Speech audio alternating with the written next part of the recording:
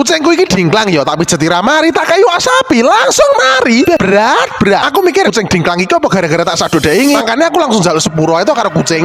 Sakit nggih. Lah wong yo iki mang tak takoni to sikile dingklang gara-gara tiba apa gara-gara keslio. Aku gur meneng ae ra dijawab blas. Terus ya lur bengine karepku sikile kucing kuwi gen gek mari wis tak pijeti ngono ae to. Ya mbok menawa keslio salah urat apa piye ngono kan gen rada suda. Ketoke jane kucingku iki menikmati pijetanku ngono to. Tapi lur bareng let ra suwi ngono. Tanganku iki malah dicokot.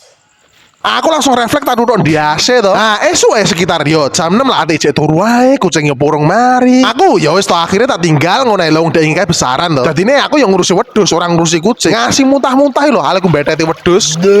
Ah, bar beduk kuwi aku lagi mulai yo tak aneh wi kucingku. Sebulane lho, kowe ngerti sing marai dingklang yo apa? Iki lho, sikile suwak ning ngesor. Mangkane aku membengi mijeti malah dicokot. Bareng wis ngerti ngono, ya wis to, tak tokne ae gen go istirahat ngono jawaku. Bareng wis baratus, aku kan terus madang to. Nah, madangku iki menune spesial lho. Sego sambel serondeng, iwak sapi. Kucingku dingklang-dingklange langsung moro. Aku tau ntal iwak sapine tau mesake lho loro kucinge. Tapi bermadang ngono tak delok to. Leh, ate wis mari kucingku. Aku lagi nyadar beh kucingku iki dingklang, gur arep njaluk iwak sapi.